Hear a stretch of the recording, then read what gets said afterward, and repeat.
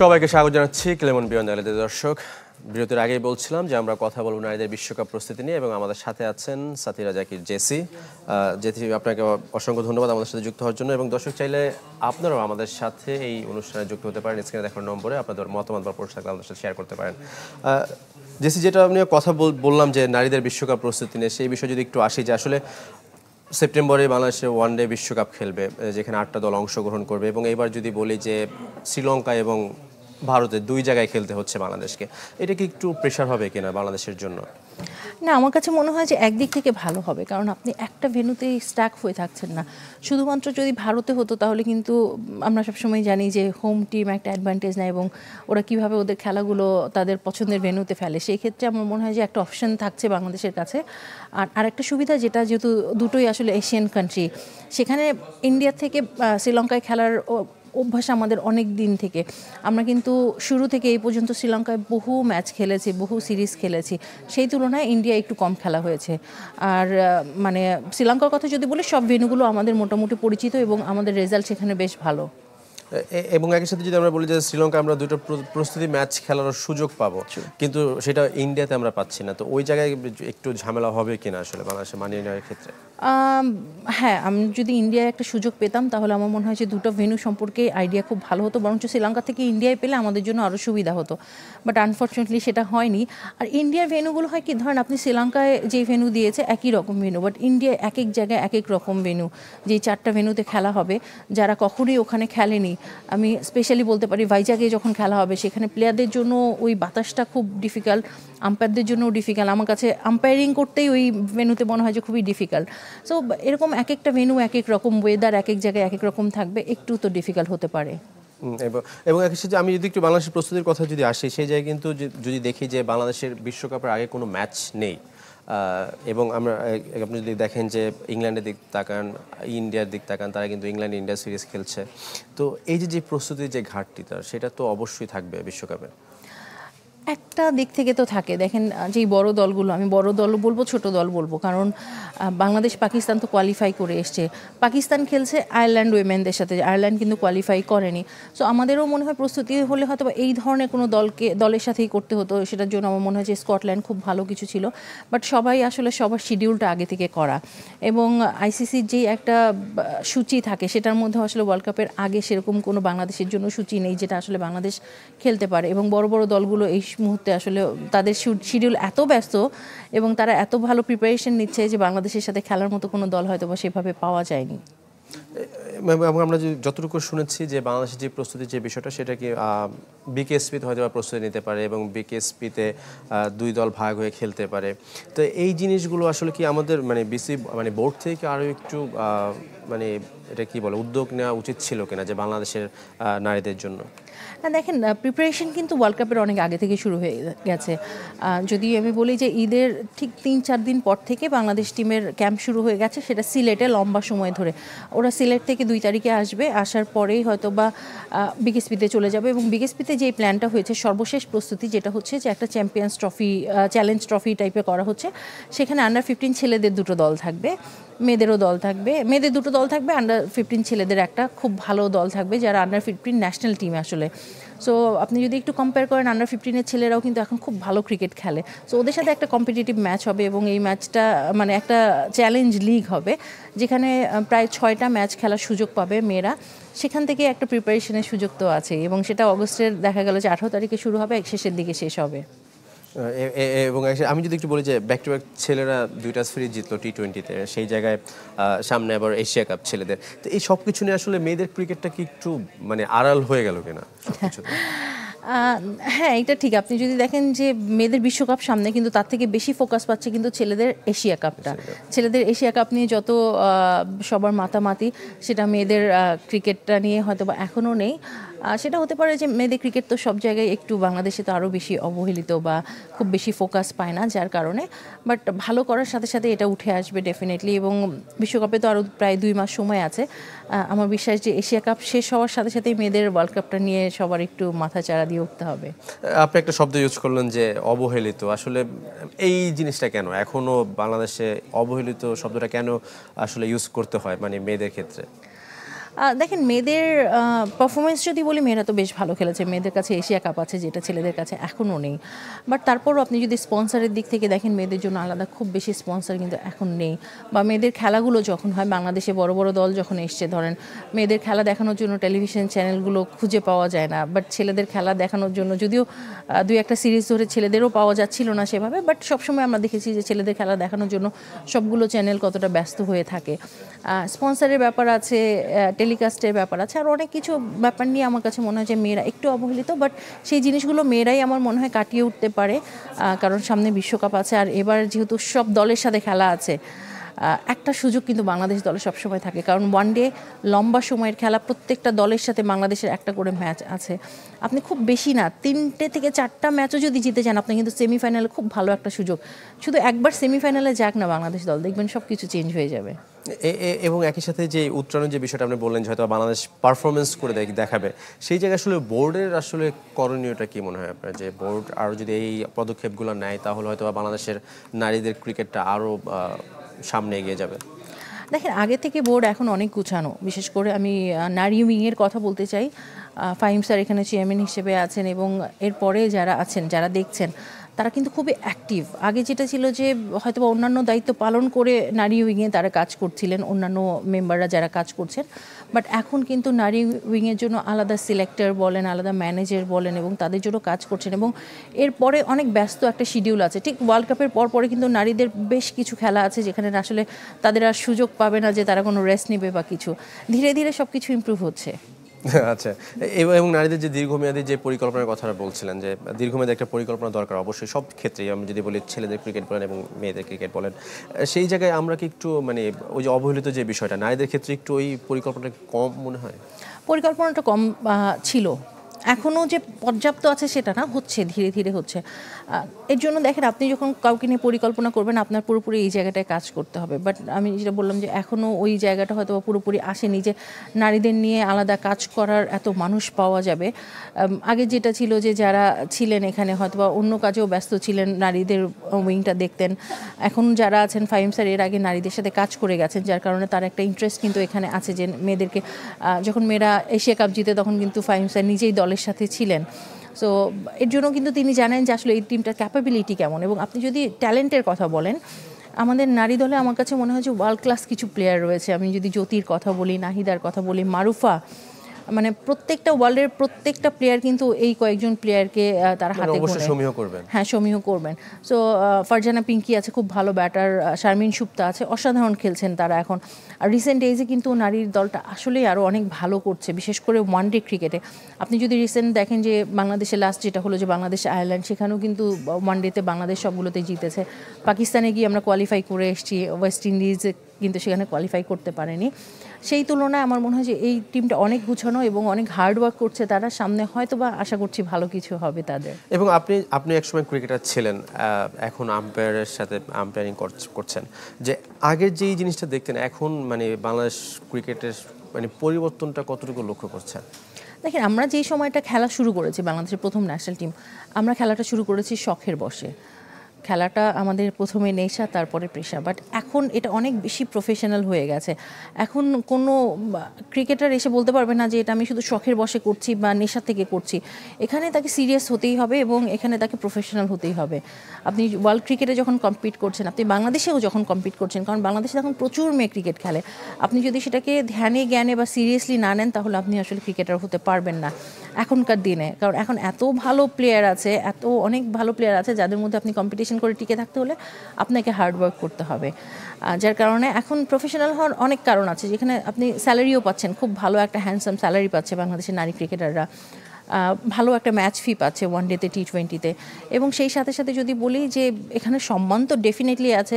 আপনি বিভিন্ন দেশে খেলতে যাচ্ছেন, আপনার দেশের পতাকা বহন করছেন এবং আপনারা ভালো করছেন। সব কিছু মিলে আমি বলবো যে এখন অনেক বেশি গুছানো বাংলাদেশ নারী দল, এবং আমার মনে হয় যে খুব ভালো একটা জায়গায় আমরা পৌঁছতে পেরেছি। এবং একই সাথে যদি আমরা দেখি যে ইন্ডিয়াতে কিন্তু মেয়েদের আইপিএল হচ্ছে এবং বিগ ব্যাশও মেয়েদের খেলা হচ্ছে, এই জিনিসটা কি আসলে বাংলাদেশ এখন প্রস্তুত কিনা যে মেয়েদের জন্য এরকম কোনো ফ্র্যাঞ্চাইজি লিগ শুরু করা? আমার মনে হয় খুব তাড়াতাড়ি হয়ে যাবে এটা। ইন্ডিয়া যেটা করেছিল, ইন্ডিয়া তো খুব বেশি দিন হয়নি, 3-4 বছর হয়েছে শুরু করেছে। প্রথমে যারা যেটা করেছিল যে খুব প্রফেশনালি না করলেও 2টো দল 3টা দল নিয়ে করেছিল। আমার মনে হয় বাংলাদেশও এরকম একটা প্ল্যান করছে। আমি জাস্ট 2-1 দিন আগেই এটা নিয়ে কথা হচ্ছিল যে আসলে এই বিপিএলের আগে বা বিপিএলের সময় কিছু করা যায় কি না। তো হয়তোবা এরকম একটা প্ল্যান আছে যে এবার থেকে হয়তোবা শুরু করবে বা সামনের বার থেকে শুরু করবে, হয়তোবা 3টা দল নিয়ে শুরু করবে, তারপর ধীরে ধীরে ধীরে ধীরে দলগুলো বাড়বে। ডেফিনেটলি নারীরা যদি ধরেন বিপিএল খেলে তাহলে আপনি দেখবেন অনেক বেশি নারী ক্রিকেটারও আসছে এবং নারী ক্রিকেটারদেরকে সবাই চিনছে, তখন কিন্তু স্পন্সরও আরও অনেক বেশি আসবে। এবং এটা তো অবশ্যই মানে হেল্প করবে, মানে যদি জাতীয় দলের কথা বলি যে সামনে যখন কোনো সিরিজ খেলবে সেই জায়গায় তো অবশ্যই হেল্পফুল হবে এই সমস্ত যদি ফ্র্যাঞ্চাইজি করা হয়। অবশ্যই দেখেন আমাদের ওভাবে তো খুব বেশি কম্পিটিটিভ টি20 হয় না, আমাদের ওয়ানডে হয়, আমাদের প্রিমিয়ার লিগ হয়, বাট আপনি যখন বিপিএলের মতো কম্পিটিটিভ টি20 খেলবেন, যখন আপনার খেলাটা টেলিভিশনে দেখানো হচ্ছে, যখন পুরো বিশ্ব দেখছে, যেখানে আপনার বিদেশি প্লেয়াররাও থাকবে, দেশি প্লেয়াররাও থাকবে, এবং যখন আপনি এই ধরনের একটা টুর্নামেন্ট খেলবেন তখন কিন্তু আপনার অভিজ্ঞতা আরও বেশি বাড়বে।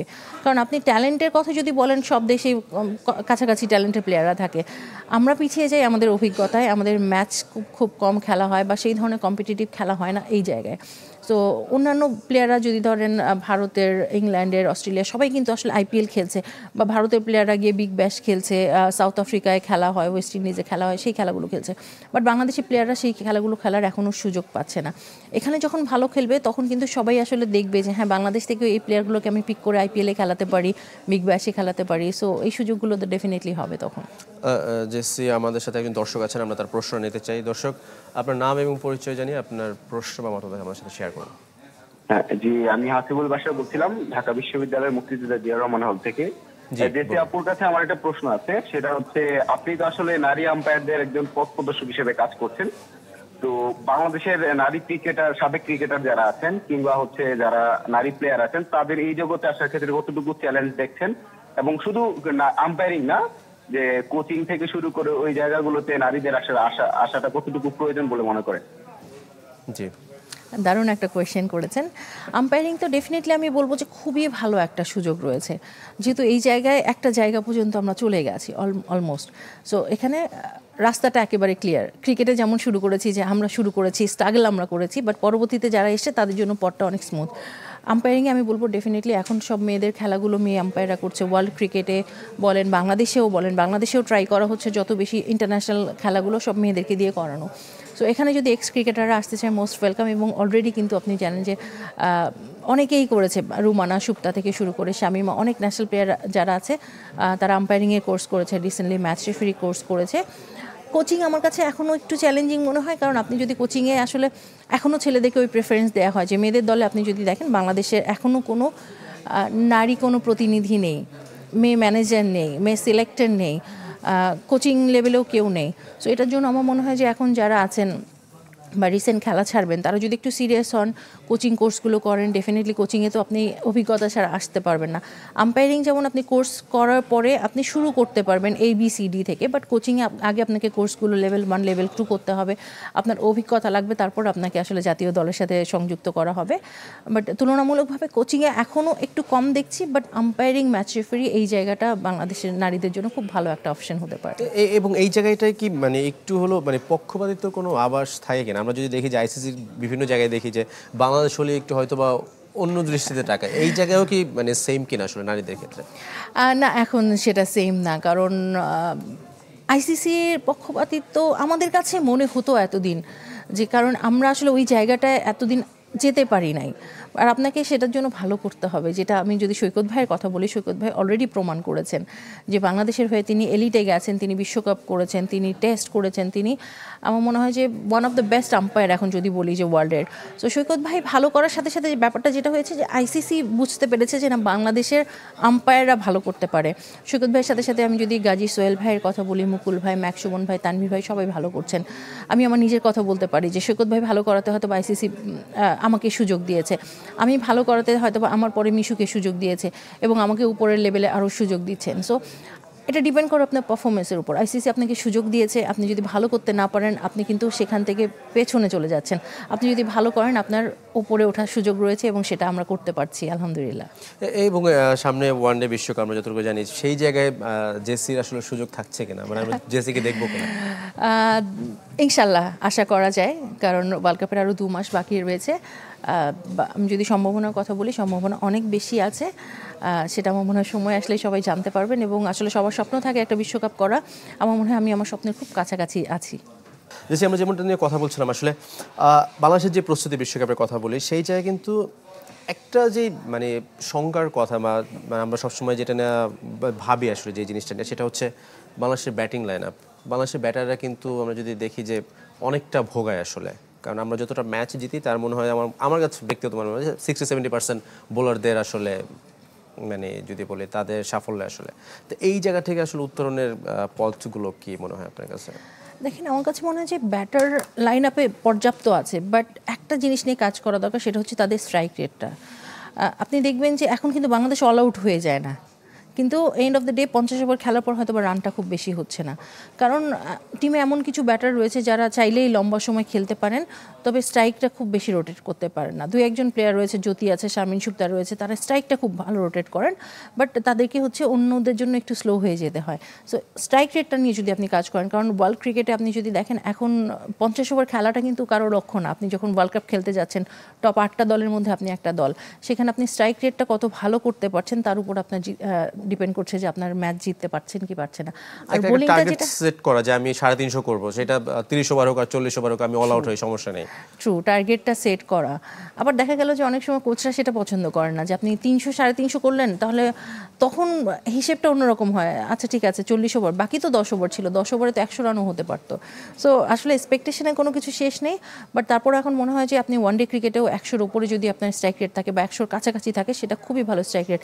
আপনি 300 বলে 300 রান করেন বা 280 রান করেন, 280 রান করলে বাংলাদেশের যেই বোলিং লাইন আপ রয়েছে, মারুফা রয়েছে, নাহিদা রয়েছে, এই জায়গায় কিন্তু আপনার মানে বাংলাদেশের সাথে, বাংলাদেশের যদি কোনো দলের সাথে 280 বা 300 করে, কোনো দলই আমার মনে হয় যে খুব সহজেই জিততে পারবে না, সেটা অস্ট্রেলিয়া হোক, ইন্ডিয়া হোক, ইংল্যান্ড হোক। এবং একই সাথে যে ব্যাটারদের কথা বললেন, যে এই জিনিসটা কি আসলে বিশ্বকাপে ভোগাবে কিনা আপনার কি মনে হয়? ব্যাটিংটা নিয়ে আমরা সবসময় আসলে একটু সাফার করছি, সেটা শুরু থেকে এই পর্যন্ত, সেটা ছেলেদের দল বলেন, মেয়েদের দল বলেন, আমার মনে হয় যে আমরা এই জায়গায় সবসময় সাফার করছি। এই জায়গাটা যত ইমপ্রুভ করা যায়, যদিও এখন যে প্র্যাকটিস ম্যাচগুলো খেলছে সিলেটে, তারা কিন্তু খুব ভালো শেপে রয়েছে, বাট এটা ডিপেন্ড করে যে আপনি আপনার দেশে খেলছেন, সিলেটে প্র্যাকটিস ম্যাচ খেলছেন, বা আপনি বিকেএসপিতে খেলবেন, তখন আপনি ভালো করবেন, সেটাই স্বাভাবিক। তখন আপনার মধ্যে ওই ভয়টা হয়তো বা কাজ করে না, ওই টেনশনটা কাজ করে না, যেটা ওয়ার্ল্ড কাপে গেলে কাজ করবে। ডেফিনেটলি ওয়ার্ল্ড কাপে খেলতে নামবে এবং এমন কোনো প্লেয়ার নেই যাদের হার্টবিট বাড়বে না বা একটু টেনশন হবে না, সেটা নয়। এখন আপনি কত ভালো প্লেয়ার, সেটা ডিপেন্ড করে আপনি কত প্রেশারে গিয়ে ভালো খেলতে পারছেন। এবং একই সাথে যদি আমরা দেখি যে কোচদের একটা ভূমিকা থাকে, এখন বর্তমানে সারোয়ার ইমরান রয়েছেন, এই যে দেশীয় কোচের যে বিষয়টা, সেটা কি আসলে নারীদের ক্ষেত্রে উপকারে আসে, বেশি উপকারে আসে মনে হয়? ডিপেন্ড করে যে আপনার কোচ কে আছে। যেহেতু ইমরান স্যার অনেক আগের কোচ, সবাই তাকে একটা সম্মানের জায়গায় রেখেছেন এবং অনেক অভিজ্ঞ একজন কোচ। যেটা হয় যে অনেক সময় মেয়েদের দেখা গেল, মেয়েরা ভালো প্লেয়ার, তাদের কনফিডেন্সের অনেক জায়গায় অভাব থাকে। এখন কোচের আসলে হেড কোচের খুব বেশি কাজ কিন্তু এখন এই লেভেলে নেই জাতীয় দলে, সেটা ছেলেদের বলেন, মেয়েদের বলেন, তাদের কাজ হচ্ছে প্ল্যানিংটা করা। যদি ঠিক প্ল্যান করে এবং সেই প্ল্যান অনুযায়ী মেয়েরা খেলতে পারে, আমার মনে হয় যে বেশ ভালো।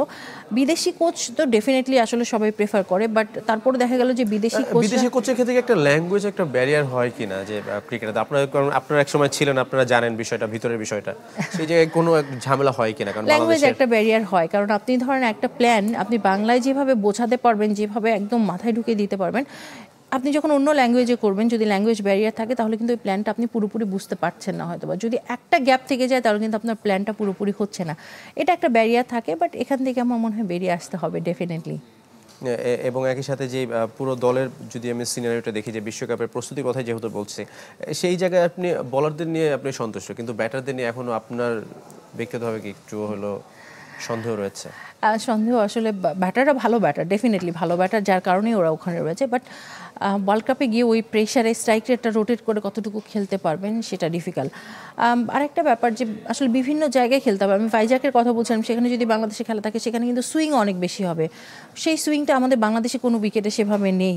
সেখানে পেস বোলারদের, বিশেষ করে সাউথ আফ্রিকান, ইংল্যান্ড, অস্ট্রেলিয়ার পেস বোলারদের, ইভেন ইন্ডিয়া অনেক ভালো ভালো পেসাররা রয়েছে, সেটা খেলা ডিফিকাল্ট হয়ে যাবে। বাট বাংলাদেশে আপনি যদি বলেন এক মারুফা রয়েছে, মারুফাকে যদি তারা একটু স্ট্রাগল করে, মারুফাকে কিন্তু সবাই, হারমান থেকে শুরু করে স্মৃতি থেকে শুরু করে সবাই কিন্তু খুব ভালো দেখে শুনে খেলে, ইভেন অস্ট্রেলিয়ান ব্যাটাররাও।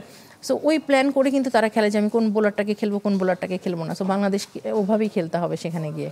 অসংখ্য ধন্যবাদ জেসি আমাদের সাথে যুক্ত হওয়ার জন্য। আজকে একেবারে শেষ পর্যায়ে আমরাও চাই আসলে বাংলাদেশ একটা স্মরণীয় বিশ্বকাপ হয়ে থাকবে, অন্ততপক্ষে এবারের বিশ্বকাপটা। দর্শক, শেষ করছি আজকের ক্লেমন বিয়ন্ড দ্য গ্যালারি।